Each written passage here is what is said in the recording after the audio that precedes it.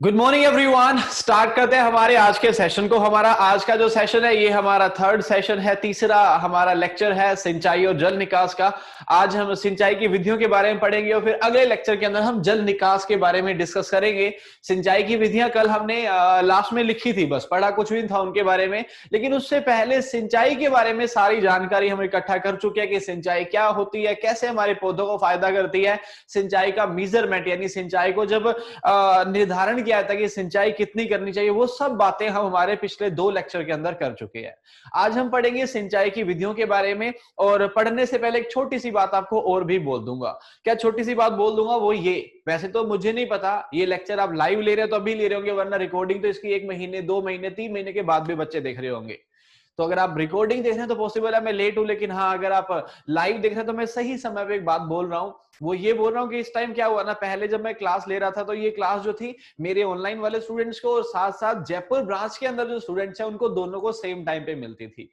अब जयपुर ब्रांच इस टाइम पे क्लोज हो चुकी, क्यों होगी? बिकॉज राजस्थान के अंदर गाइडलाइन आ गई है, कोचिंग और शिक्षण संस्थान जो है बंद किए जाएंगे, तो करने पड़ेंगे सरकार के निर्देशानुसार। अब निर्देश तो आ गए। जब बच्चों से बात करी जाती है तो 60% बच्चों का कहना होता है कि सर क्लासेस चलने दो, 40% का मानना होता है कि सर नहीं हमें तो ऑफलाइन ही चाहिए थी, ऑनलाइन कैसे लेंगे। चलो ठीक है, हमने तो बंद नहीं करी, हम तो उसी टाइम पे आके पढ़ा रहे हैं, ये तो गवर्नमेंट के ऑर्डर्स हैं। मैं कहना इतना सा चाहता हूं कि अगर आज आपको लग रहा हो कि क्लास मुझे बंद करवानी है, फिर बाद में ले लूंगा, लीजिए बाद में, कोई दिक्कत नहीं, हम तो दे देंगे। लेकिन ये 15 दिन 20 दिन या 1 महीना जितना टाइम बंद रहेगा, ये जो टाइम चला जाएगा ये तुम्हें वापस कौन देगा? कोई लाके दे देगा क्या? क्लासेस तुम ले लोगे कि सर वो तो हमारी ऑफलाइन नहीं हुई थी, दे दो, ले ली, मान लिया, है ना, फीस का हक तो आ गया, लेकिन समय का हक कौन देगा? क्या वो 1 महीना तुम खुद से वापस ले पाओगे?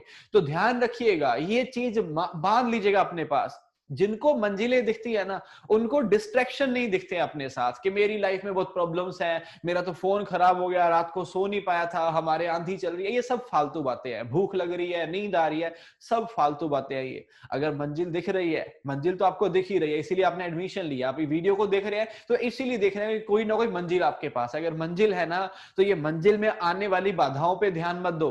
जब भी किसी रास्ते पे चला जाता है तो रास्ते में पत्थर और रास्ते में खड्डे बहुत सारे आते हैं। अगर गाड़ी वाला ये देख ले यार पत्थर है मैं तो नहीं जाऊंगा आगे, तो क्या वो कभी मंजिल तक पहुंच पाएगा? वही पत्थर और खड्डे तुम्हारी जिंदगी के अंदर है, वो चाहिए लॉकडाउन हो या कुछ और समस्याएं हो, समस्याओं पे ध्यान मत दीजिए, अपना ध्यान केंद्रित रखिए, आपकी मंजिल की तरफ बढ़ते जाइए। अगर निरंतर प्रयास आप करते रहेंगे और लगे रहेंगे तो मंजिल मिलना तय है। लेकिन ये ध्यान रखेगा, मंजिल मिलना तय है ये बात बाद में आती है, निरंतर प्रयास पहले आता है। अगर प्रयासों के अंदर कमी आएगी तो मंजिल नहीं मिलेगी, तो प्रयासों में कमी मत आने दीजिए, मंजिल आपको डेफिनेटली मिलेगी। स्टार्ट करते हैं सिंचाई की विधियों के साथ।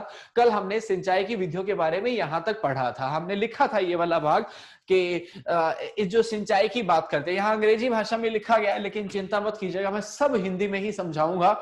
यहां पे हमने लिखा था कि इरिगेशन, सिंचाई जो है मेन 4 भागों के अंदर हम उसे विभाजित करते हैं। कौन कौन से 4 भागों के अंदर सिंचाई जो है? पहले तो आ गया आपका सरफेस इरिगेशन, मतलब सतह के ऊपर, सतह के नीचे बोलेंगे तो सब सरफेस इरिगेशन। बूंद बूंद सिंचाई मतलब ड्रिप इरिगेशन। और जब बात करेंगे फवारा सिंचाई विधि की तो वो स्प्रिंकलर इरिगेशन या फिर ओवरहेड, हेड से ऊपर, क्योंकि जो क्रॉप है क्रॉप से ऊपर होता है ना स्प्रिंकलर, या फिर एरियल मेथड। एरियल क्यों? क्योंकि हवा के अंदर होता है। मैं पढ़ाना शुरू करता हूं, बट आपको पता ही है मुझे पढ़ाना कम और दिखाना ज्यादा अच्छा लगता है, तो मैं पहले आपको दिखा देता हूं। देखिए, सबसे पहले वहां पे लिखा गया सरफेस इरिगेशन, पृष्ठीय सिंचाई विधि या फिर सतह सिंचाई, सतही सिंचाई की बात कीजिए तो ये देखिए ना यार, ये सतह के ऊपर, वैसे तो ये फरो मेथड है जो आपको सामने दिख रहा है, लेकिन हमें फरो की बात क्यों करनी? बात कीजिए कि ये सतह के ऊपर है, नीचे नहीं है। ना तो फवारा विधि है, ना ये बूंद बूंद है, ना ये अधोपृष्ठीय या सतह के नीचे, ये सतह के ऊपर है। सतह के ऊपर मतलब ये कौन सी सिंचाई की विधि? आपकी सरफेस इरिगेशन। अब सरफेस इरिगेशन में काफी सारी बातें करी है इसने यार। ये कहता है फ्लडिंग भी हो सकता है और फरो भी हो सकता है।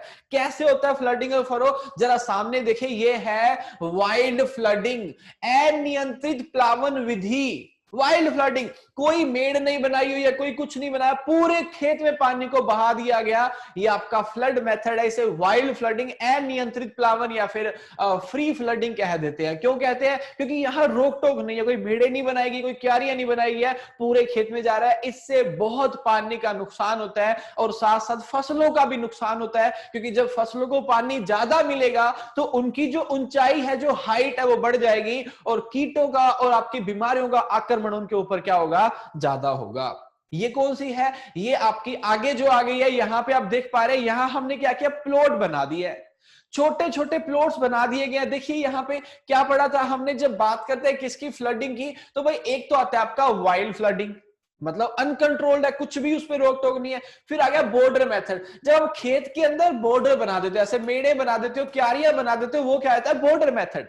फिर आ गया चेक बेसिन। अगर ध्यान से देखेंगे आपको दिख रहा है छोटे छोटे प्लॉट्स यहां बनाए गए हैं, दिख रहा है कि नहीं? नहीं, मैं आपको दिखा देता हूं, ये देखिए, है ना, ये देखो, ये एक प्लॉट है, ये दूसरा प्लॉट है, ऐसे ये छोटे छोटे प्लॉट्स यहां बना दिए गए हैं। ये कौन सा मेथड आपका? इसे आप चेक बेसिन कह सकते हैं। चेक बेसिन के बाद कौन सा बेसिन आता है आपका? रिंग बेसिन, जिसे आप हिंदी के अंदर थाला विधि कहते हैं, जो आपकी किसके? फलों के जो वृक्ष हैं, वृक्षों के लिए उपयोग में ली जाती है। आप देख सकते हैं वहां थाला बनाया गया, वो एक पौधा दिखाया गया, लेकिन बाग के अंदर क्या होता है ना, थाले बनाए जाते हैं और उसे फिर आपकी छोटी छोटी नालियों के साथ मुख्य नाली से जोड़ दिया जाता है, वहां से पानी आता है। वो क्या जाता है आपका? रिंग बेसिन, रिंग मेथड या थाला विधि उसे कहते हैं। थाला विधि के बाद क्या आ गया? देखो, रिंग बेसिन के बाद फरो मेथड आ गया। फरो के अंदर भी दो प्रकार इसने लिखे हैं। कौन कौन से? डीप फरो लिखा है और कंटूर फरो लिखा है। भाई हिंदी अगर आप पढ़ते हैं तो चिंता मत कीजिएगा, हिंदी आने वाली है। अभी के लिए सिर्फ दिखाना चाह रहा हूं, दिमाग में पिक्चर्स रख लो बस। दिमाग में एक बार बैठ गया ना, समझना बहुत आसान है। पढ़ाई तो कुछ भी नहीं है, बस पढ़ाई की जगह काश हम समझाई करते शुरू से तो सब क्लियर हो जाता। देखिए यहां पे, यहां आप देख रहे हैं, ये क्या है? ये आप देख पा रहे हैं डीप फरो मेथड। एक है डीप फरो, एक है कंटूर फरो। कंटूर नाम तुमने पक्का सुना हुआ है। कब सुना था कंटूर आपने? कंटूर नाम सुना जब ढाल की बात आई थी, स्लोप की बात आई थी, पहाड़ी एरिया की जब बात आई थी। तो स्लोप की बात करते हैं, वहां पे क्या होता है? वहां ढलान है, तो अभी ढलान नहीं है, तो ये तो है डीप फरो। कौन सी है ये? Deep furrow. हिंदी में बताऊंगा, चिंता नहीं करें। लेकिन यहां पे देखेंगे तो आपको दिख रहा है यहां पे ढलान है। अब ध्यान से देखो, फरो यहां भी बनाई गई है सर, लेकिन ढलान के साथ बनाई गई है ना, तो ये डीप फरो नहीं है। ये कौन सी फरो हो गई? ये आपकी कंटूर फरो हो गई। अब देखो भाई, ये मैंने आपको सारा समझा दिया। सरफेस, अब आया कौन सा? सब सरफेस, जहां पे हमने क्या किया? पाइपों को सरफेस पे ना डाल के कहां पे डाल दिया? सरफेस के नीचे डाल दिया, मतलब सब सरफेस के अंदर डाल दिया। क्यों डाला भाई? क्योंकि इरिगेशन ही हमारी कौन सी है? सब सरफेस इरिगेशन है, अधोपृष्ठीय सिंचाई विधि है। जब सब सरफेस की बात करते हैं तो सब सरफेस में क्या होता है? पाइपों को नीचे डालना थोड़ा सा मुश्किल होता है। क्यों मुश्किल होता है? क्योंकि पाइप ऊपर है ना यार, ऊपर तो बहुत आसान है, लेकिन मिट्टी के नीचे डालना कितना मुश्किल है। जैसे आप घर बनाते हैं तो घर में फर्श के नीचे कुछ पाइप डाली जाती है ना, वैसे ही पाइप यहां पे डाल दी गई है। मुश्किल है लेकिन फायदेमंद भी है। कैसे पाइपों को डाला जाता है मैं थोड़ा सा आपको दिखाता हूं, ताकि आपको आइडिया हो जाए कि हम पाइपों को कैसे डालते हैं। आप सामने देख पा रहे होंगे, मैं स्क्रीन शेयर करता हूं। ये देखिए, यहां पे क्या किया जा रहा है? यहां पे पाइप्स को नीचे डाला जा रहा है ना। कैसे? ये देखो यहाँ पे, ये देखो, अब गड्ढा खोद दिया ना, वो नीचे पाइप डाली जा रही है। उसके बाद क्या करेंगे? उसको ऊपर से कवर कर देंगे, है ना। तो अब यहाँ पे जो आपकी सिंचाई की विधि है, वो कौन सी सिंचाई विधि प्रयुक्त होने वाली है? अधोपृष्ठीय, या फिर जिसे आप क्या बोलेंगे? सब सरफेस इरिगेशन, है ना। एक एक करके कुछ ऐसे पाइप को नीचे डाल दिया जाएगा और पानी सतह के ऊपर नहीं, फिर सतह से नीचे प्रवाह करेगा। ये देखिए, आपको दिख गया, समझ आ गया, ठीक है। सब सरफेस। आगे चलते हैं, अगली सिंचाई विधि कौन सी है आपकी? इसे तो सब बच्चे जानते हैं, ड्रिप इरिगेशन। ड्रिप की बात करने से टपका सिंचाई विधि, बूंद बूंद सिंचाई विधि कहा जाता है। इजराइल से इस तकनीक को हम भारत में लेके आए थे। अभी तक भारत में ये तकनीक ज्यादा विकसित नहीं हुई है, अभी अपने शुरुआती चरणों में है। आप बोलेंगे सर मैंने तो बहुत देखी है। अरे देखी है, लेकिन आप देखो ना, जितना आपने फ्लड मेथड को, जितना क्यारी विधि को देखा है, उतना इसको देखा है नहीं। हाँ, शुरुआती चरणों में है, लेकिन आने वाले 15-20 साल बाद बहुत विकास इसका हो जाएगा। ये कौन सी आपकी बूंद बूंद सिंचाई विधि, उसके बाद देखिए ये कौन सी आ गई आपकी फव्वारा सिंचाई विधि, एरियल मेथड, स्प्रिंकलर मेथड या फिर ओवरहेड इरिगेशन। ओवरहेड क्यों, देखो फसलों का सर यहां पे है, ये तो उससे ऊपर है, तो फसलों से ऊपर रखा जाता है हमेशा। ये बात भी जानते हो ना, गन्ने के अंदर स्प्रिंकलर मेथड यूज क्यों नहीं कर सकते, क्योंकि गन्ने जितनी ऊंचाई नहीं हम कर पाएंगे। तो आप जहां भी देखेंगे ना स्प्रिंकलर, वो फसलों की ऊंचाई से ऊपर होता है, ओवरहेड होता है, सर से ऊपर होता है, इसलिए उसे ओवरहेड इरिगेशन, फव्वारा सिंचाई विधि, स्प्रिंकलर या फिर हवा के अंदर तो एरियल इरिगेशन भी कह देते हैं। ठीक है, तो ये थी जी छोटा सा इंट्रोडक्शन। अब हम स्टार्ट करेंगे एक एक करके। अंग्रेजी से डर मत जाइएगा, अब सब कुछ हिंदी और अंग्रेजी दोनों में, क्योंकि फोटो थी तो फोटो के अंदर थोड़ा मुश्किल होता है, लेकिन अब सब कुछ आपको समझा दूंगा। तो शुरू करते हैं हमारी सिंचाई की विधियों को। सिंचाई की विधियों को शुरू करते हैं कहां से, सरफेस इरिगेशन मेथड से, या फिर सतही सिंचाई से, या फिर पृष्ठीय सिंचाई विधि से। कुछ भी कह दीजिए, गंगाधरी शक्तिमान है, सेम नाम है, जो आपको अच्छा लगे वो आप नोट कर लीजिए। पृष्ठीय सिंचाई विधि मतलब पृष्ठ के ऊपर, सतह के ऊपर पानी यहां जाने वाला है। तरीके बहुत सारे हो सकते हैं, नालियों के अंदर जा सकता है, फरों के अंदर जा सकता है, क्यारियों के अंदर जा सकता है, या फिर क्यारियों के अंदर कैसे भी जाए, लेकिन सतह के ऊपर जा रहा है ना, पृष्ठीय सिंचाई विधि बन गया।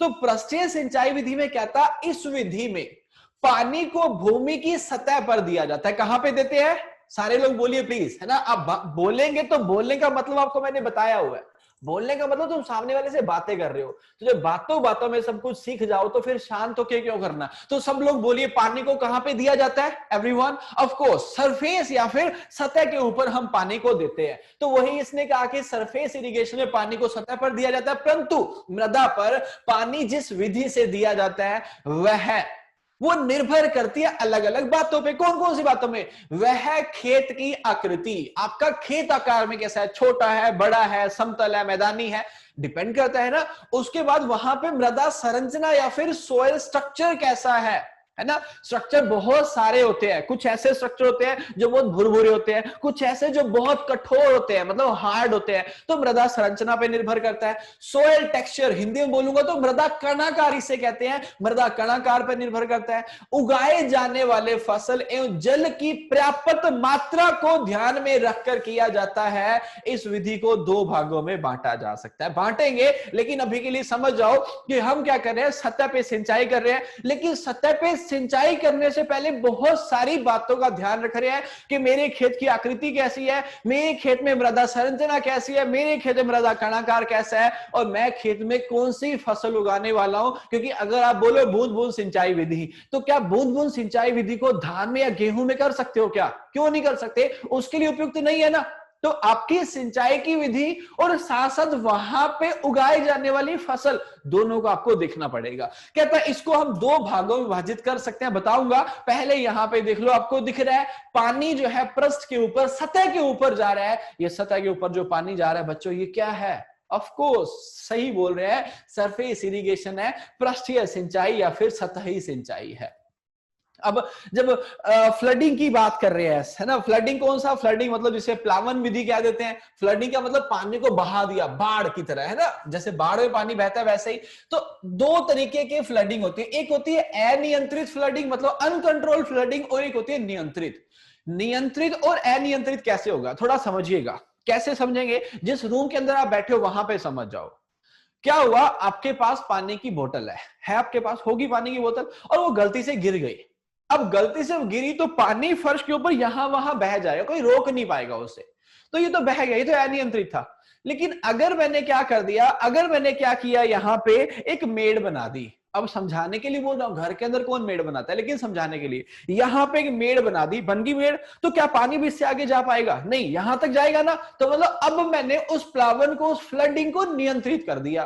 तो फ्लडिंग दो प्रकार की है, कौन कौन सी, पहली और दूसरी, बिल्कुल आप ठीक बोल रहे हैं। तो चलिए फिर पढ़ते हैं। कहता है सबसे पहले अनियंत्रित में, यह सिंचाई की बहुत पुरानी विधि है, ये है ना, पुरानी पद्धति है, जो कि फसलों के लिए नुकसानदायक भी हो सकती है। यहां पे मुझे रुकना पड़ेगा, क्यों रुकना पड़ेगा भाई, पानी का तो नुकसान होता है, लेकिन फसलों का नुकसान, ये बात मुझे सूट नहीं कर रही है। क्यों? देखो ध्यान से समझना, क्योंकि ये वाली बात ना ये आगे आगे काफी बार करेगा। क्योंकि सिंचाई की विधियों को पढ़ रहे हो तो सिंचाई को पर्याप्त मात्रा में देना बहुत जरूरी है। जब बात करता हूं किसकी, आपकी सिंचाई की, ज्यादा सिंचाई नुकसानदायक क्यों होती है? बहुत साधारण सी बात है। देखो आप लोग जानते हैं हमारा जो पौधा है उसका 85 से 95% भाग जो है वो किससे बना होता है? किससे बना होता है? हाँ बिल्कुल, 85 से 95% जो भाग है वो किससे बना होता है? वो पानी से ही बना होता है। अब अगर पानी बढ़ता जाएगा, पानी पौधे के अंदर है, उसके ऊपर क्या होती है? सेल वॉल होती है, कोशिका भित्ति होती है जो बाहर की साइड है। अंदर क्या है? पानी, बाहर सेल वॉल, अंदर पानी, बाहर कोशिका भित्ति, अंदर पानी। यही तो चल रहा है। अब क्या होगा? पानी अंदर बढ़ता जाएगा। पानी बढ़ेगा तो भाई कैसे? कवर तो करना पड़ेगा ना पानी को, तो ऊपर सेल वॉल और आती जाएगी। पानी बढ़ेगा, सेल वॉल और आती जाएगी, पौधा पोषक तत्वों को उपयोग में लेता रहेगा। क्यों? क्योंकि उसकी ऊंचाई बढ़ रही है। जैसे जैसे ऊंचाई बढ़ती जा रही है वो पोषक तत्वों का उपयोग करता जा रहा है। अब पोषक तत्वों का उपयोग तो वो करता जा रहा है, लेकिन जब फ्रूटिंग का टाइम आएगा, जब फलन का टाइम आएगा, फल देने का टाइम आएगा, उस टाइम पे पोषक तत्व वो कम रख अपने पास क्या होंगे? उसके पास कम होंगे, और वो अच्छे से पोषक तत्वों का प्रयोग ना करके आपको अच्छे से फल नहीं, फ्रूटिंग नहीं दे पाएगा। क्यों? समझने के लिए बोलिए। कभी कभी होता है ना, छोटे बच्चे क्या करते हैं? पटाखे लेके आते हैं। कब? दिवाली पे। अब दिवाली से 5-7 दिन पहले पटाखे आ जाते हैं। अब करते क्या है कि दिवाली से पहले बजाते रहेंगे, सारे पटाखे कर लिए खत्म। अब जब दिवाली वाले दिन लोग बजा रहे हैं, उस टाइम यहां वहां देख रहे हो, अपने पटाखे तो खत्म कर लेते हैं। होता है कि नहीं ऐसा? मेरे साथ होता था, मुझे पता, मैं गांव में बचपन में था, मैं वो शरारती था, खत्म कर देता था पहले। शायद ऐसा होता होगा, मैं ऐसा इसलिए बोल रहा हूं क्योंकि पौधा जो है ना, पौधा क्या कर रहा है यार? पौधा अपनी ऊंचाई को बढ़ाने में, हाइट को गेन करने में सारे पोषक तत्व खत्म कर दे रहा है। तो जब फल देने की बारी आएगी तब पोषक तत्व कम होंगे तो फल अच्छे से नहीं मिल पाएगा। दूसरा नुकसान ये हो गया कि पौधे की जो ऊंचाई है, जो हाइट है, वो क्या हो गई है? ज्यादा हो गई है। ज्यादा हो गई है तो पौधे की हाइट जब ज्यादा हो गई है तो उससे क्या हो जाएगा? पौधे की हाइट ज्यादा हो जाने से जब तेजी से हवाएं चलेंगी तो वो नीचे गिरेगा, वो कमजोर हो जाएगा।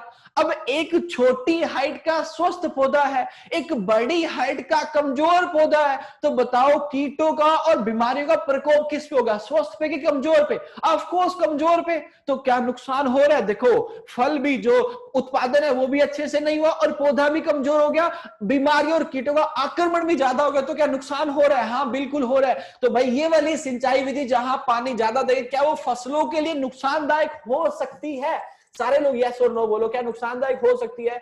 बिल्कुल हो सकती है। इसीलिए तो हम क्या करते हैं? इन विधियों का प्रयोग ना करके आज हमारी जो आधुनिक विधियां हैं उनका प्रयोग करते हैं। तो इसने क्या बोला? इसने यहां पे बोला यह सिंचाई की बहुत पुरानी पद्धति है जो कि फसलों के लिए नुकसानदायक भी हो सकती है। यह विधि उन क्षेत्रों में अपनाई जाती है जहां जल की पर्याप्त या अत्यधिक मात्रा उपलब्ध होती है। ये तो जरूरी है ना, पानी ही कम है मेरे पास तो इतना पानी कहां से लेके आऊंगा मैं? तो जहां पानी पर्याप्त है या पानी अत्यधिक है, ज्यादा है, वहां पे हम इसे उपयोग करेंगे। और जहां बहुत बड़े क्षेत्र में सिंचाई करनी होती है, वैसे पुरानी बातें हैं। आजकल अनकंट्रोल फ्लडिंग, अनियंत्रित प्लावन जो है वो कहीं भी नहीं होता। हाँ, नियंत्रित प्लावन आज भी बहुत होता है, कंट्रोल फ्लडिंग आज भी होता है।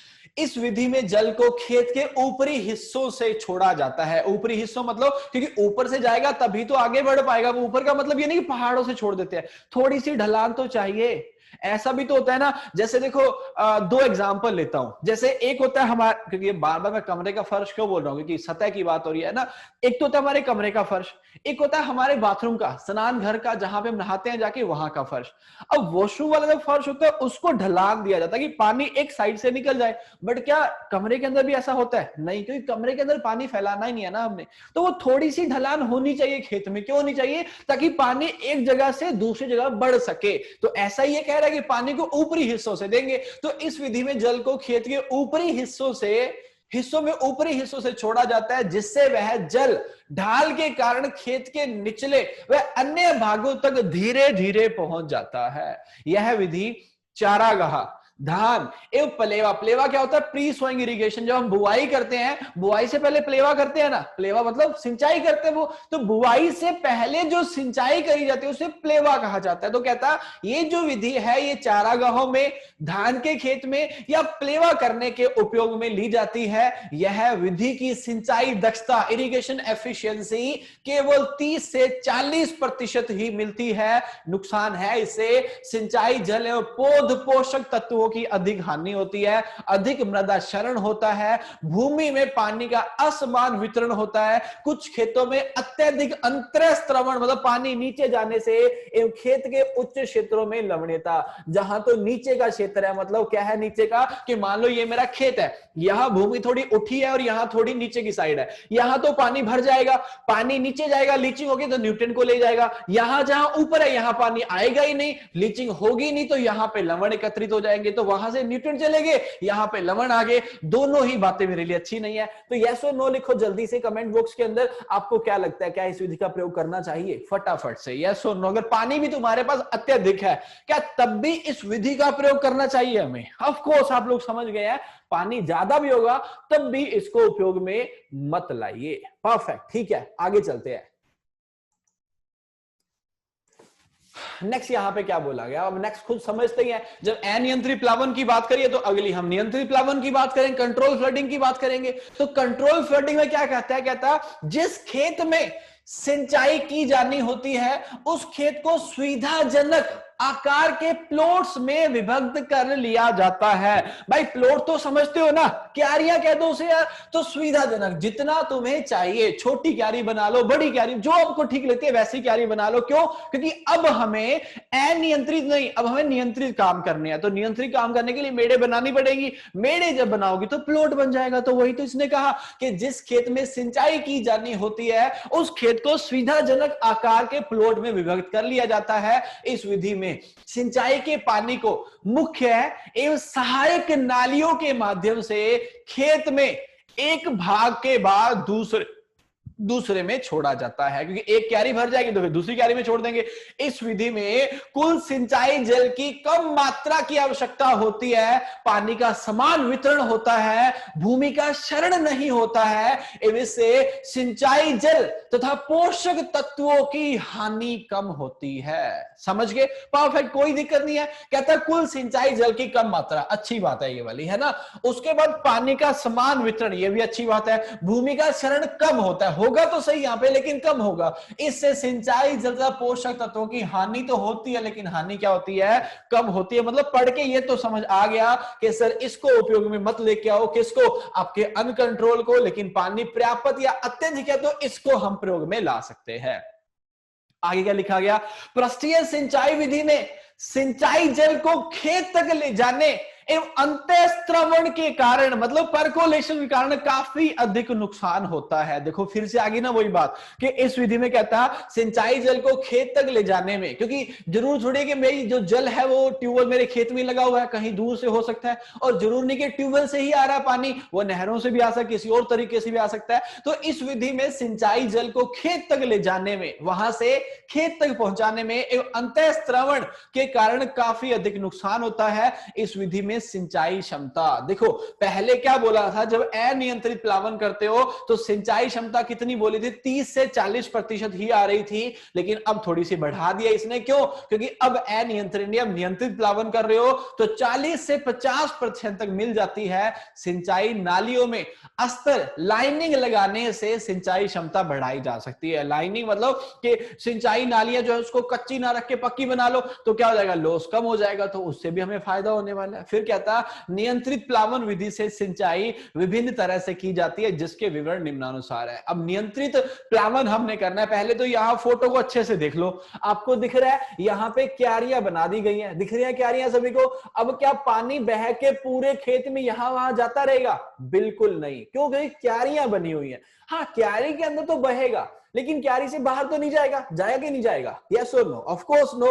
तो वो अनियंत्रित था, ये क्या हो गया? ये नियंत्रित हो गया। चलो अब कहता है नियंत्रित के भी कुछ प्रकार हो सकते हैं। भाई नियंत्रित के प्रकार में ध्यान रखिएगा, आप जो फरो बोलेंगे, आप जो बॉर्डर बोलेंगे, जो भी आप रिज बोलेंगे, थाला बोलेंगे, चेक बेसिन बोलेंगे, अल्टीमेटली है तो फ्लडिंग का प्रकार ही सतही सिंचाई विधि है ना। तो इसीलिए उसी सतही के इसने भाग कर दिए, दो भाग आप क्लियर हो, एक अनियंत्रित और नियंत्रित, अनकंट्रोल और कंट्रोल फ्लडिंग।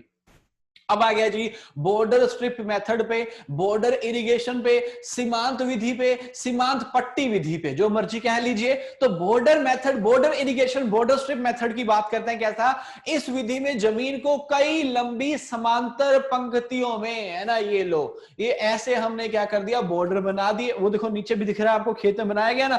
तो कई समांतर पंक्तियों में विभक्त कर दिया जाता है, जिन्हें सीमांत पट्टियां कहते हैं। इन पट्टियों को कम ऊंचाई की मेड़ों से अलग किया जाता है। मतलब अरे भाई पट्टी का मतलब क्या होता है? देखो ये जो है, ये यहां पे एक पट्टी है, इतनी जो अंदर का एरिया है, इसको अलग कैसे किया? ये कम ऊंचाई की मेड़े बना के अलग कर दिया आपने। तो वही तो ये कह रहा है कि इन पट्टियों को कम ऊंचाई की मेड़ों से अलग किया जाता है। इन सीमांत पट्टियों के आजू बाजू बहुत कम या कोई ढाल नहीं होता है, परंतु सिंचाई की दिशा में समान रूप से हल्का ढाल होता है।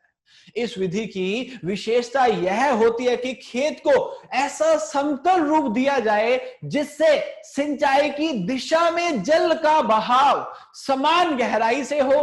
पट्टी की ऊपरी भाग में सिंचाई जल धारा को मोड़कर प्रत्येक पत्तियों की स्वतंत्र रूप से सिंचाई की जाती, प्रत्येक पंक्तियों की स्वतंत्र रूप से सिंचाई की जाती। पंक्तियां मतलब वो जो आपने स्ट्रिप्स बनाए हुए, ये देखो, ये एक पट्टी होगी, ये होगी, दूसरी होगी, तीसरी होगी, ऐसे। तो यहां पे हमने क्या किया है, बस इस बात को ध्यान रखो, हमने बॉर्डर बना दिया है। बॉर्डर क्या होता है सारे लोग जानते हो ना यार, राजस्थान पंजाब का बॉर्डर है, इंडिया पाकिस्तान का बॉर्डर है ना, हमारे घर का और पड़ोसी घर का बॉर्डर है। आप देखिए बॉर्डर कितनी लड़ाइयां होती हैं। वो जो दीवार बनाई जाती है वो कहता है 4 इंच इधर है, 4 इंच उधर है, तो 4 इंच के चक्कर में लड़ाइयां कर लेते हैं। तो वो क्या बना, वो बॉर्डर बना हुआ है कि भाई इससे इधर वाला मेरा है, इससे इधर वाला तेरा है। तो ऐसा ही हमने खेत में कर दिया कि ये मेरा खेत है, यहां पे पूरा खेत है, मैंने बोला ये एक बॉर्डर, ये दूसरा, ये तीसरा। अब ये एक क्या आ रही है, दूसरी, ये तीसरी, ये चौथी। कौन सा मेथड हो गया ये? Border strip method. उम्मीद करता हूं समझ गए होंगे। आगे चलते हैं। नेक्स्ट क्या बोला गया?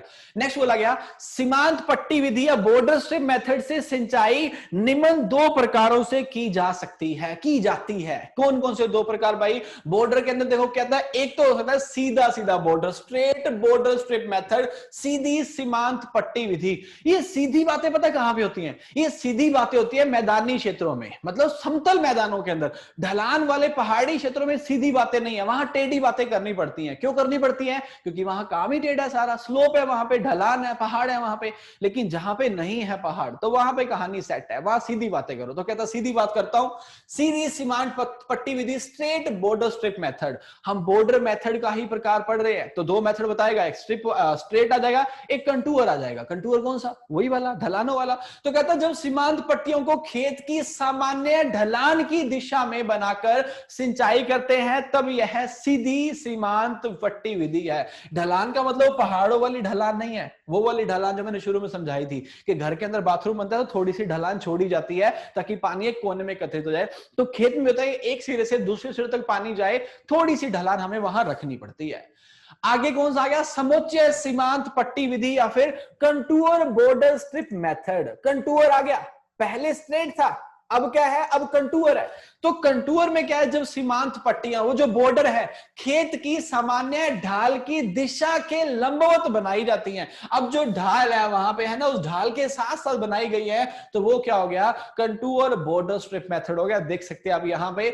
नई फोटो क्यों नहीं है? बिकॉज उतना ज्यादा गूगल पे ये वाली चीज अवेलेबल नहीं है। ड्रिप और स्प्रिंकलर में आएंगे तो अच्छी अच्छी फोटो मिलेंगी, वो आजकल बहुत मिल जाता है, लेकिन पुरानी विधि है तो उतनी अच्छी फोटो नहीं मिल पाती है। इसके लाभ क्या है? किसके लाभ? आपकी जो क्या है, बॉर्डर मेथड है ना, इस विधि में पानी का समान वितरण होता है। ये तो आपने देख ही लिया था, क्योंकि आपने बॉर्डर बना दिया ना यार, क्यारियां बना दी, तो समान वितरण तो होगा, होगा कि नहीं होगा? यस और नो? Of course yes. ठीक है, वितरण समान हो गया। आगे बोलता है इसमें बड़ी सिंचाई धाराओं का उपयोग किया जा सकता है। बड़ी सिंचाई धाराओं, सिंचाई धारा का मतलब पता है क्या होता है? जैसे घर के अंदर अपने पाइप होती है, उस पाइप में से पानी आता है। फिर ये बोलो कि जैसे ट्यूबवेल है, उसकी पाइप बड़ी है ना, उसमें से पानी आता है। फिर आप बोलो कि नहर है, नहर से पानी आ रहा है, नदी से पानी आ रहा है। तो देखो सिंचाई की धारा, पानी की धारा अलग अलग है। पाइप में छोटी है, ट्यूबवेल पाइप में बड़ी है, फिर नहर के अंदर और बड़ी, नदी के अंदर और बड़ी, समुद्र में तो और बड़ी। तो यहां पे जब क्यारी हम बना लेते हैं, जब बॉर्डर मेथड बनाते हैं, तो इसमें क्या है, बड़ी सिंचाई धाराओं का उपयोग हम कर सकते हैं।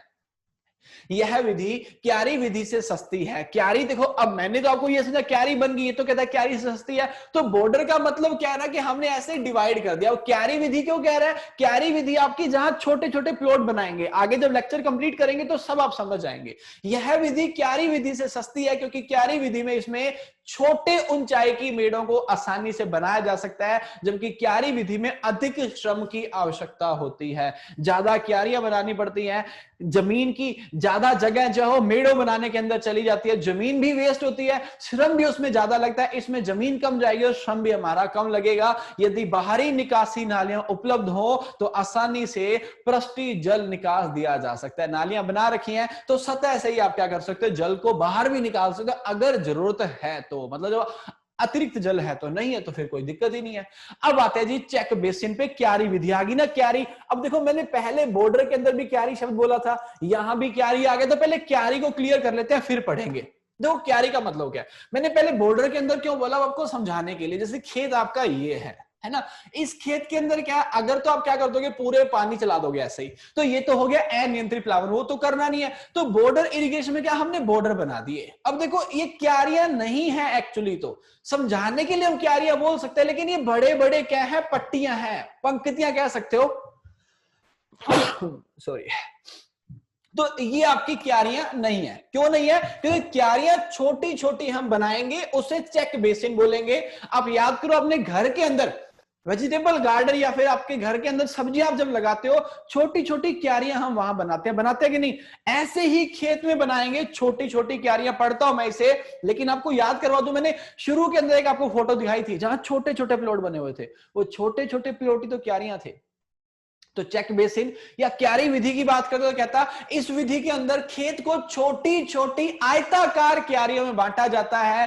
प्रत्येक क्यारी सिंचाई की नाली से जुड़ी होती है। इस विधि से सिंचाई करने के लिए क्यारियों का आकार भूमि की किस्म तथा जल प्रवाह पर निर्भर करता है। पानी के छोटे स्रोतों के लिए क्यारी का आकार छोटा रखा जाता है। इसी प्रकार बलुई भूमि के लिए भी क्यारियों का आकार छोटा और मटियार भूमि में बड़ा बनाया जाता है। मटियार भूमि जो क्ले सोइल है, वहां पे पानी धीरे धीरे अंदर जाता है, वहां बड़ी बनाते हैं, अदरवाइज छोटी बनाई जाती है। और ये भी ध्यान रखना, जब क्ले सोइल और सैंडी सोइल या बलुई मिट्टी की बात आएगी तो आप सभी को पता है क्ले के अंदर पानी धीरे धीरे जाता है और सैंडी के अंदर पानी जल्दी जाता है। तो आप जब भी कोई सिंचाई विधि को प्रयुक्त करेंगे तो आपको वहां मिट्टी का प्रकार हमेशा देखना पड़ेगा।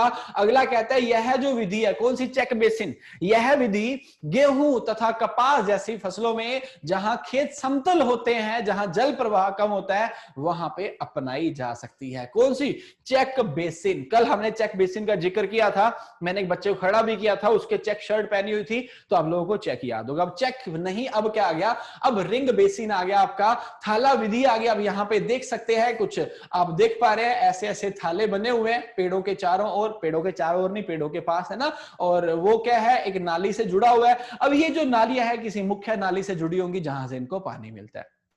कहता यह विधि बगीचों में सिंचाई के लिए अपनाते हैं। इसमें प्रत्येक वृक्ष तक अलग अलग पानी पहुंचता है। वृक्ष के चारों ओर मिट्टी चढ़ाकर गोल रूप में, ये गोल गोल ही तो है, 1 × 3 मीटर स्क्वायर तक के थाले थाले या फिर बेसिन तैयार किए जाते हैं। इस विधि से जल उपयोग दक्षता काफी बढ़ जाती है। देखो इस बात का ध्यान रखना, जल उपयोग दक्षता, वाटर यूज एफिशिएंसी अंग्रेजी में कहते हैं इसे, ये कब ज्यादा होगी और कब कम होगी, जब तो आप पूरे खेत को पानी देंगे। पूरे खेत को तो नहीं चाहिए पानी, तो हमारे पौधों को चाहिए। पूरे खेत को जब पानी दोगे ना तो जल उपयोग दक्षता कम ही आएगी। क्यों, क्योंकि पौधे तो ले ही रहे हैं, साथ साथ खरपतवार भी ले रहे हैं, साथ साथ खाली जगह पे पानी चला गया, तो पानी उपयोग में कम लाया गया और पानी वेस्ट आपने ज्यादा कर दिया, तो जल उपयोग दक्षता कम आएगी। और जब आप क्या करेंगे, पानी को पौधों के पास, पानी को पेड़ों के पास देंगे तो वेस्ट कम होगा और उपयोग दक्षता क्या आएगी, ज्यादा आएगी। कमेंट बॉक्स के अंदर चलते हैं और फिर से आपसे 2 क्वेश्चन पूछते हैं। पहले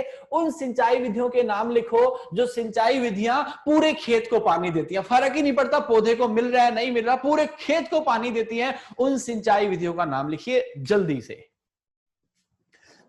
सबसे पहला आंसर लिखा है नीति नाम है शायद आपका, प्रकाश, कोमल, आरती, है ना? ठीक है, जिन्होंने भी लिखा है बहुत अच्छी बात है। फ्लडिंग मेथड की बात कर रहे हैं, सब लोग जानते हैं फ्लड मेथड की। फ्लडिंग मेथड की बात करेंगे तो फ्लडिंग क्या है? फ्लडिंग कुछ नहीं देखता कि भाई पानी पौधे को मिल रहा है कहीं और मिल रहा है, लेकिन हाँ ध्यान रखना सरफेस इरिगेशन मत बोलना, क्योंकि हम जो पढ़ रहे हैं ये सरफेस इरिगेशन ही है। रिंग में आपने धरातल के ऊपर, सतह के ऊपर ही पानी दिया, लेकिन फ्लड लिख रहे हैं तो बहुत ठीक लिख रहे हैं। चलो दूसरा क्वेश्चन मुझे उत्तर बता दो फिर से कमेंट बॉक्स के अंदर। अगर ये बोले कौन कौन सी विधियां, अब काफी सारे उत्तर बन जाएंगे। कौन कौन सी विधियां हैं जो पौधे के नियर बाय, लोकलाइज, उसके स्थानीकरण कर देती है पानी का, कि बस पास में ही डालेंगी, दूर नहीं जाने देंगी। अब बहुत सारे उत्तर है, सारे उत्तर लिखिए। ओके, बहुत सारे लोगों ने उत्तर लिख दिया भाई।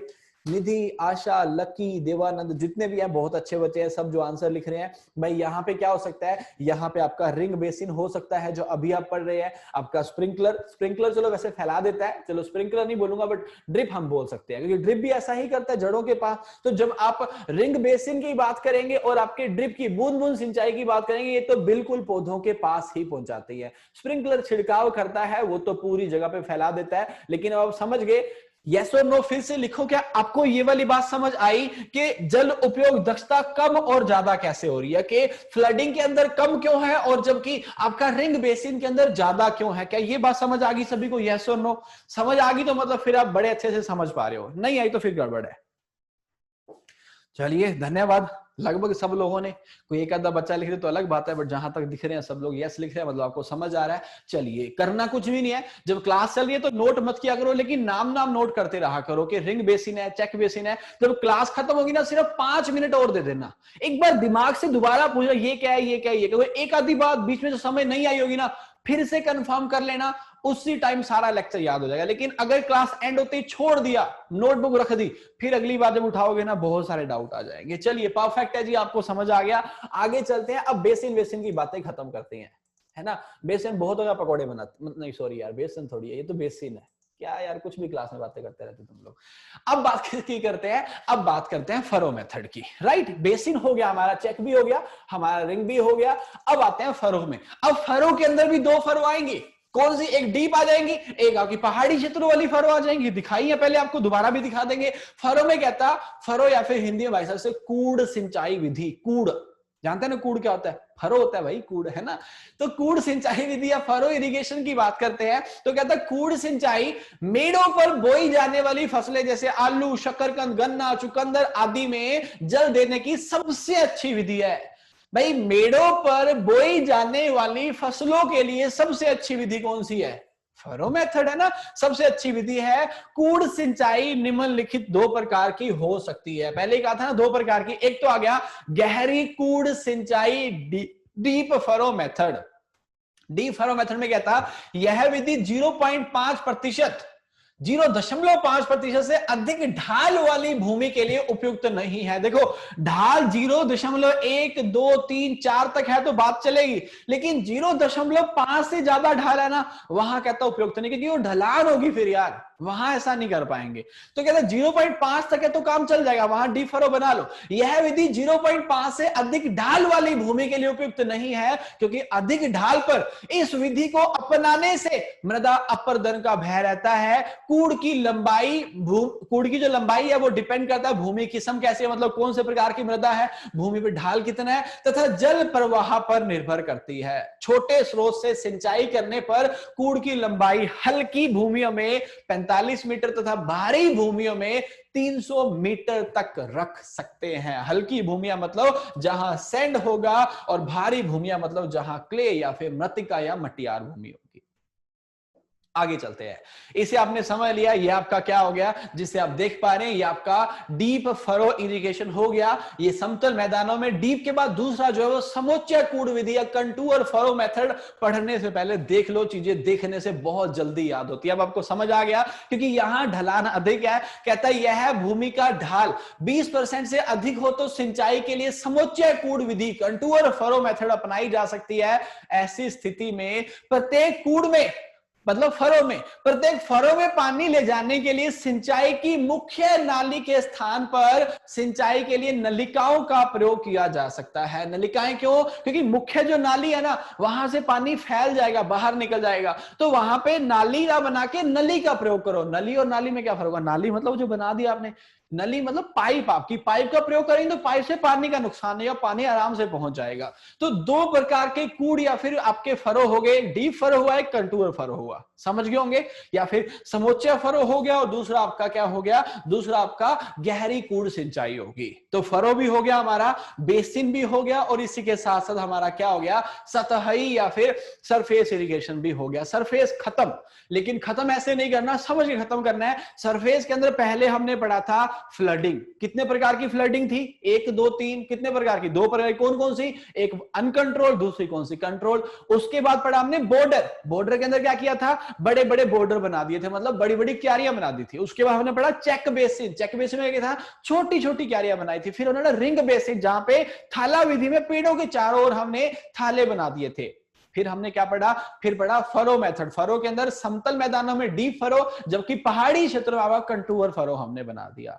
लेकिन आपने ये ध्यान रखा होगा और समझा भी होगा कि ये जो भी सिंचाई की विधियां हम पढ़ रहे थे, ये सरफेस के ऊपर थी सारी की सारी, सरफेस के नीचे कोई भी नहीं थी। अब सरफेस के नीचे आते हैं, सतह के नीचे आते हैं। आप देख सकते हैं यहां आपको पाइप दिख रही है, पाइप सतह के नीचे है, पौधे तो सतह के ऊपर ही होते हैं। तो इसने क्या बोला? सिंचाई उन स्थानों पर अधिक लाभकारी पाई जाती है जहां अधो सतह में सख्त तह होती है। सख्त तह मतलब कठोर परत, हार्ड पैन अंग्रेजी में कहते हैं इसे। सख्त परत का मतलब क्या होता है बच्चों? कभी ऐसा सुना आपने कि वो पथरीली भूमि है, पथरीली भूमि, वहां पत्थर है, नीचे नीचे पत्थर नहीं है, नीचे क्या है? कठोर तह, सख्त तह है। उससे क्या होता है? उससे पानी नीचे इकट्ठा हो जाता है। पानी इकट्ठा मतलब, अरे भाई कभी ऐसे सुना है कि मिट्टी के ऊपर जल भराव हो गया? सुना तो है ना। चलो हमने ज्यादा उतना देखा नहीं है, राजस्थान के अंदर उतना देखा तो होगा कहीं ना कहीं, लेकिन ज्यादा नहीं होता हमारे यहाँ पे। तो जल भराव अगर हो जाएगा, तो जल भराव तो ऊपर है, फिर तो हम पानी को निकाल लेंगे। लेकिन अगर पानी ऊपर से तो नीचे गया, लेकिन नीचे कठोर तह है, सख्त तह है, मतलब हार्ड पैन है, कठोर सतह है, तो पानी ऊपर से तो नीचे गया, लेकिन नीचे से वो और नीचे नहीं जाएगा, तो जड़ क्षेत्र में क्या हो जाएगा? वहां पे जल भराव हो जाएगा, जिससे हमारे पौधों को नुकसान होगा और हम समझ भी नहीं पाएंगे दिक्कत क्या हो रही है। तो भाई जहां पे क्या होता है? हार्ड पैन होते हैं, मिट्टी के अंदर सख्त तह होती है, वहां पे हम अधोपृष्ठीय या फिर सब सरफेस इरिगेशन मेथड को उपयोग में लाते हैं। कहता सिंचाई उन स्थानों पर अधिक लाभकारी पाई जाती है जहां अधो सतह में सख्त तह होती है। इस सख्त तह तक नालियां खोदकर, ये देखो यहां नालियां, इनमें कंकड़ पत्थर भरकर ऊपर से ढक देते हैं या नालियों में पानी भर देते हैं। मुख्य नाली का धरातल ऊपर रखा जाता है। मुख्य नाली का धरातल ऊपर क्यों? ये देखो यहां मुख्य नाली है, यहां साथ में उसकी सहायक नाली है, तो मुख्य नाली तो ऊपर रखनी पड़ेगी ना, तभी तो नीचे की नाली में पानी जाएगा, वरना तो दिक्कत है, प्रेशर से देना पड़ेगा। अब आप देखो ना, आपके घर के पानी की जो टंकी है वो कहां है? नलों के ऊपर है कि नीचे है? ऑफ कोर्स ऊपर है। क्यों? ऊपर से पानी आराम से नीचे आ जाता है। तो वही कह रहा है कि यहां पे मुख्य नाली का धरातल ऊपर रखा जाता है, वह सहायक नालियों में इसमें नीचे के धरातल पर रखी जाती है, ताकि पानी सभी जगह सुगमता से पहुंच जाए। मुख्य नाली का संबंध जल स्रोत से कर देते हैं, पानी सहायक नालियों में पहुंचकर रंध्र कूपों की सहायता से जड़ों के क्षेत्र में पहुंच जाता है। देखो पानी जो है, मुख्य नाली का संबंध जो है जल स्रोत से, जहां से पानी आना है वहां से कर दिया, वहां से मुख्य नाली से पानी सहायक नालियों में जाएगा, सहायक नालियों में कहता है रंध्र कूपों की सहायता से पानी बाहर निकलेगा और जड़ क्षेत्र में यहां पे पहुंच जाएगा। लवणीय मृदाओं में इसका प्रयोग नहीं करना चाहिए। क्यों? क्योंकि लवणीय मृदाओं में लवणों को नीचे ले जाना पड़ता है, लीचिंग करवानी पड़ती है। इस विधि से आप लीचिंग नहीं करवा पाएंगे, तो वहां पे इसे प्रयुक्त नहीं करना चाहिए, प्रयोग में नहीं लाना चाहिए। अगर आप सब सरफेस इरिगेशन करते हैं, अधोपृष्ठीय सिंचाई करते हैं, तो उसके बड़े सारे लाभ होते हैं, नुकसान भी होते हैं, ऐसी बात नहीं है। पहले लाभ की बात करते हैं, पॉजिटिव बात करते हैं।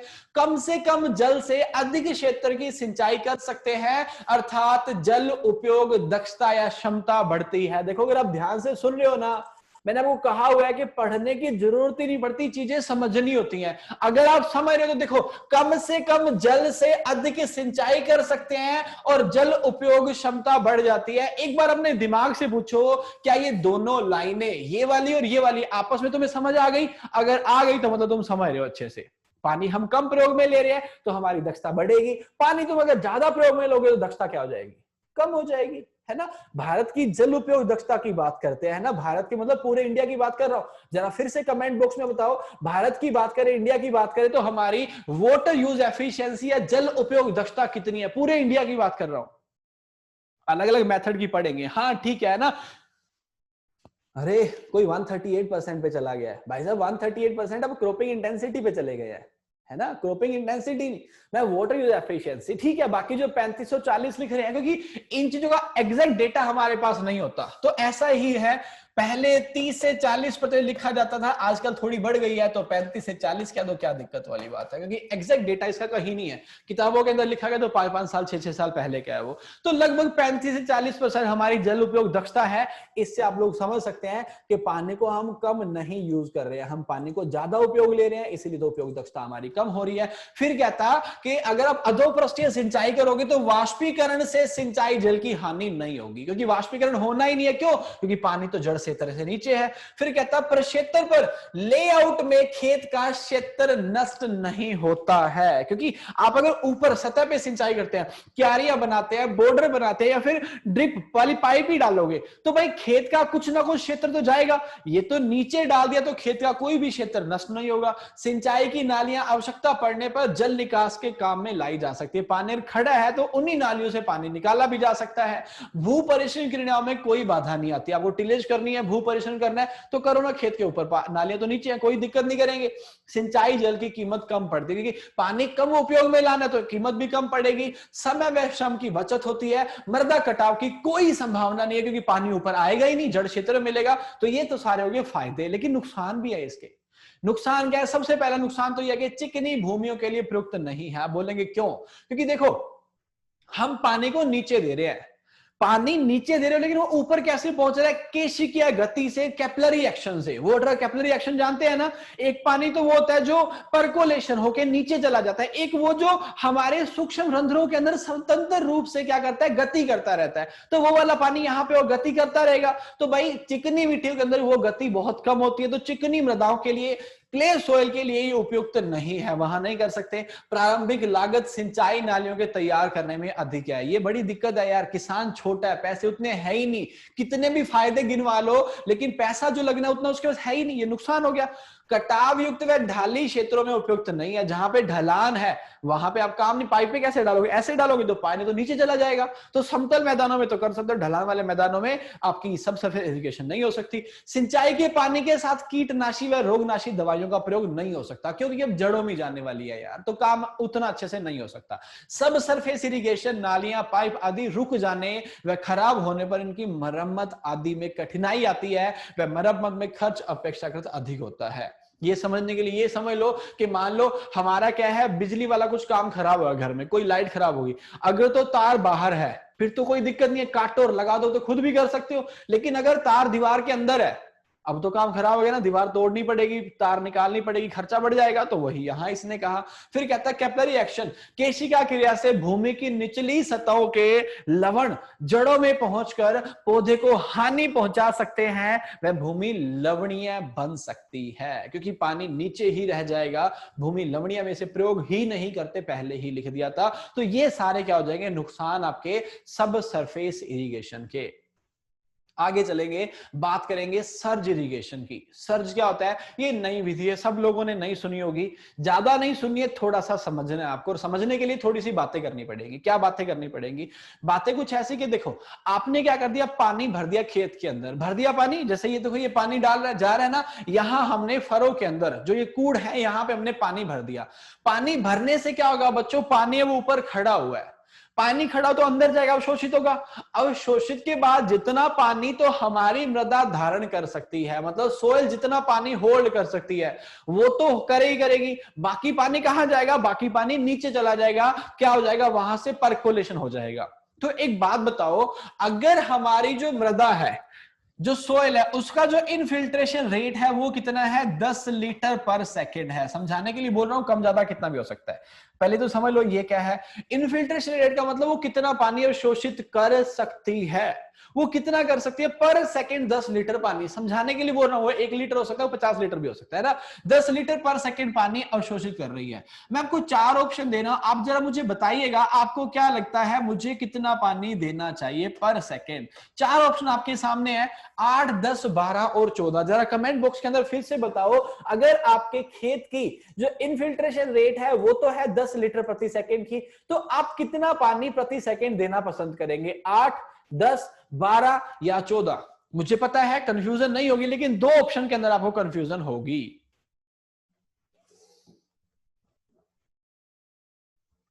भाई आप लोगों ने सब कुछ ही लिख दिया है, सब कुछ मतलब जो 4 ऑप्शन मैंने लिखे हैं वो 4 आपने भी लिख दिए हैं, तो फिर तो आपने मेरा प्रश्न मेरे से ही पूछ लिया।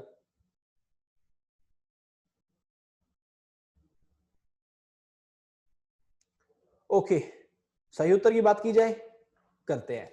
देखो यहां पे हम क्या करेंगे, 12 और 14 जो लोग लिख रहे हैं आप तो सरासर गलत हैं। क्यों? जब प्रति सेकंड वो ले ही 10 लीटर सकती है तो 12 क्यों देना, 2 लीटर वे। अब एक चीज समझो ना यार, कैसे समझो, ये मानो कि ये जो बोतल है पानी की, इसके अंदर पानी कितना है? 1 लीटर पानी है। 1 लीटर पानी को डालने मान लो 1 सेकंड लगता है समझाने के लिए। आप 1 सेकंड में डालो 1.5 लीटर, आधा लीटर पानी कहां जाएगा? बाहर फैल जाएगा ना, वेस्ट हो जाएगा। तो समझिए बात को, जब वो अवशोषित ही नहीं कर पा रही, उसकी इनफिल्ट्रेशन रेट ही उतनी नहीं है, तो उससे ज्यादा क्यों देना? ये तो उत्तर आएगा नहीं, गलत हो गया। अब 8 दे या 10 दे वो डिपेंड करता है किस पे? आगे क्वेश्चन क्या पूछा गया, अगर पानी की कमी है, पानी बहुत बचाना है तो 8 के साथ जाइए, प्राप्त पानी है तो जितना अवशोषित कर रही है उतना दे दो, कोई दिक्कत नहीं है। 8 और 10 दोनों सही माने जा सकते हैं, लेकिन 12, 14 बिल्कुल नहीं देना। पानी अत्यधिक है तब भी नहीं देना। क्यों? ज्यादा पानी दोगे तो क्या होगा, बाहर भी जाने का खतरा है। अगर बाहर नहीं जाने दिया, मजा कटाव नहीं होने दिया, मतलब आपने रन ऑफ नहीं होने दिया, तो अंदर जाएगा, परकोलेशन होगा। लवणीय मृदाओं के अंदर कर रहे हो तो परकोलेशन होने से फायदा होता है, क्योंकि लीचिंग होगी तो नीचे वो क्या करेगा, लवणों को लेके चला जाएगा। लेकिन नॉर्मल मृदाओं के अंदर, सामान्य मृदाओं के अंदर कोई फायदा नहीं है, तो आपको उसकी इनफिल्ट्रेशन रेट के बराबर या उससे कम पानी देना पड़ेगा। ये बात समझ गए? मैंने ये क्यों बताई, बिकॉज मैं आपको सरल सिंचाई समझाने वाला हूं। अब देखो एक और चीज समझते हैं, आप मुझे बताना क्या आपको ठीक लग रहा है। यहां पे ये जो आपको फरो दिख रही है ना, जो कूड़ यहां पे दिख रहे हैं, इनके अंदर पानी अब लगातार जा रहा है। अब लगातार पानी जाने से क्या होगा, इसको समझने के लिए काम करते हैं, परीक्षा हॉल की बात करते हैं। आपने परीक्षा दी होगी 10वीं की, 12वीं की। वहां पे क्या होता है, वहां पे मेरे को याद है, मैं सरकारी स्कूल से पढ़ा हूं, तो मेरा 11वीं 12वीं में क्या, एक बार एक टीचर ने गलत काम कर दिया था। क्या काम किया, वहां पे आंसर शीट और क्वेश्चन बांटने के लिए बहुत टाइम लगता था। क्यों लगता था? क्योंकि वो लंबा हॉल था, 40 स्टूडेंट एक ही रो के अंदर बैठे हुए थे। उसने क्या, मेरा नाम दीपक कुमार है तो मेरा रोल नंबर आगे आता है। उसने जब बांटना शुरू किया है ना, उसने क्या किया, बांटना शुरू किया आगे से। अब आगे से बांटना शुरू किया उसने प्रश्न पत्रों को, और साथ साथ वो जो आंसर लिखने के लिए। अब जब मेरे को सबसे पहले मिला, और उसके बाद क्या होगा, जो सबसे पीछे बच्चा बैठा हुआ है उसको सबसे लास्ट में मिलेगा।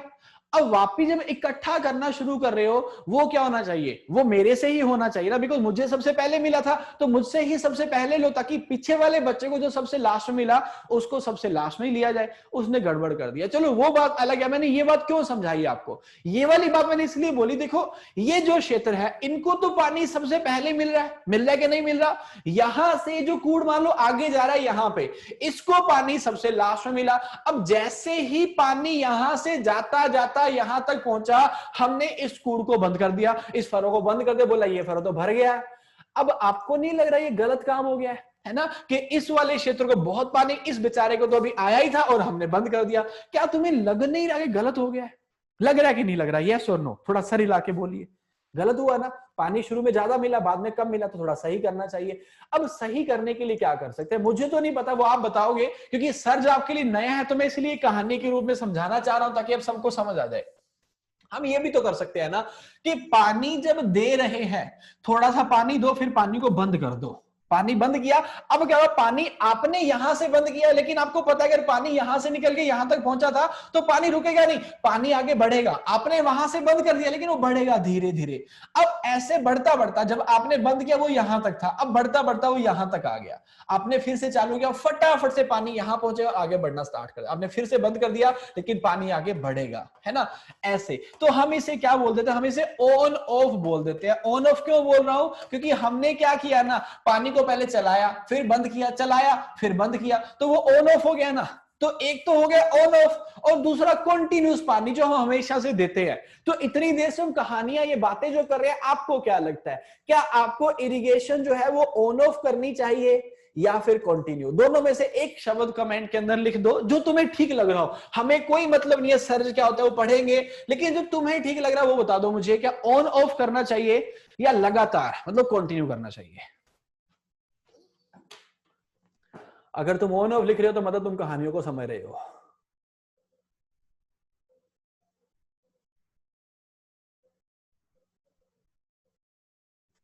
चलिए ठीक है, परफेक्ट।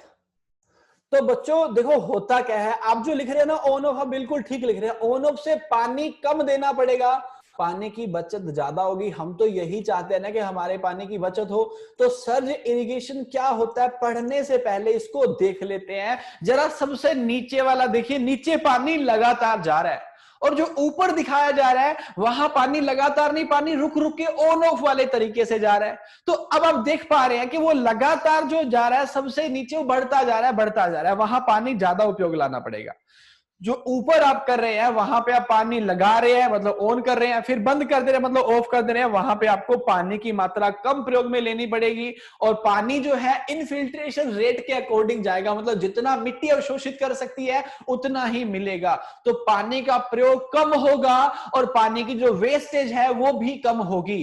पानी का प्रयोग कम हुआ, पानी वेस्ट कम हुआ, मतलब जो जल उपयोग दक्षता है वो क्या हो जाएगी, जल उपयोग दक्षता आपकी बढ़ जाएगी। बढ़ेगी कि नहीं बढ़ेगी? बिल्कुल बढ़ेगी। अब आप सामने देख ही लो ऊपर वो पूरी की पूरी क्यारी, वहां पे सबसे नीचे देखना, वहां पानी आगे की साइड तक चला जाएगा, पानी वेस्ट होगा। क्यों? तुम लगातार दे रहे हो, जब कूड़ भरेगा वहां पे जाके रोकोगे, लेकिन पानी तो रुकेगा नहीं, पानी तो आगे जाने वाला है ना मानो तो देख लो नीचे, वो नीचे सबसे नीचे देखो वो भर गया ना।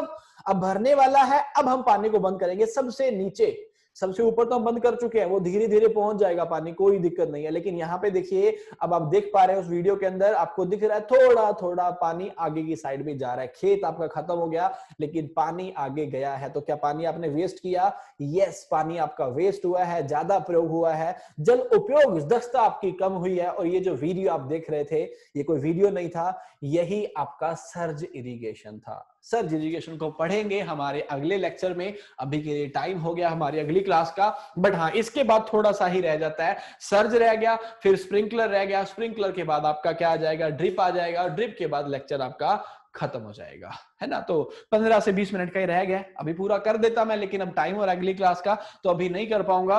बट मेक श्योर के निरंतर प्रयासों को बनाए रखें, क्योंकि तुम्हारा सपना सिर्फ मेरी क्लासेस लेना या पढ़ाई करना नहीं है, तुम्हारा सपना मंजिल पाना है। तो चाहे कोरोना आए, चाहे कोरोना के पापा जी आ जाए, तुम्हें फर्क नहीं पड़ना चाहिए। अपने सिलेक्शन पे फोकस रहो, अपनी मंजिल तरफ बढ़ते रहो। मिलता हूं आपसे नेक्स्ट क्लास में। जय हिंद, जय भारत।